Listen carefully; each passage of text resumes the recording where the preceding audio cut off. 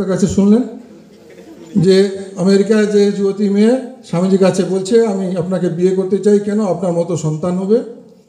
স্বামীজি তৎক্ষণাৎ শুধু বলেননি, সে মহিলা কোলে গিয়ে বসে পড়ে বলছেন, এই নাও মা, আমি তোমার সন্তান হলাম। তোমাদের মতো আমাদের বিবেকনগরে 970 জন স্টুডেন্ট আছে। আমাদের বিবেকনগর রামকৃষ্ণ মিশন বিদ্যালয় ক্লাস 3 থেকে 12 পর্যন্ত আছে। সেখানে অ্যাট প্রেজেন্ট 970 জন ছাত্র। তোমরা জানো কি না, তোমাদের গোমতী জেলা যে ডিএম, উনি আমাদেরও ওখানে 10 বছর থেকে ক্লাস 3 থেকে 12 পর্যন্ত পড়েছেন, ওই হোস্টেলে থেকেছেন, উনিও আমাদের ছাত্র। এখন তোমরা বলবে তাহলে আপনি এসেন কেন?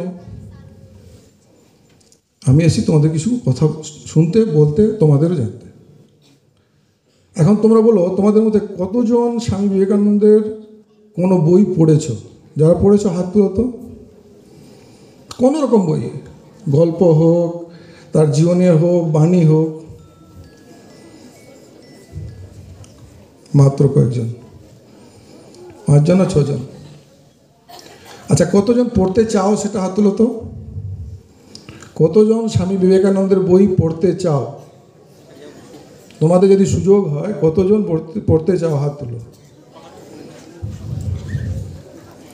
প্রায় সবাই পড়তে চায়। কেন?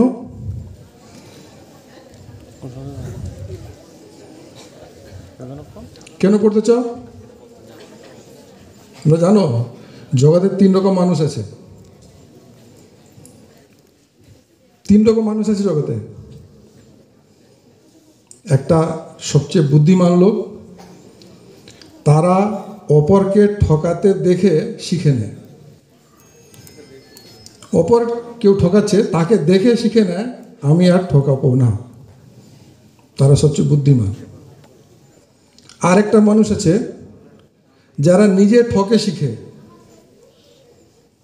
একবার ঠকে গেছি আর ঠকবো না। আর সবচেয়ে নিম্নতম বোকাগুলো কি আছে, বারবার ঠকায় তাও শিখে না। ঠিক আছে? তো আশা করি তোমরা তো নিচের মধ্যে নয়, তাই না? তো তোমরা এই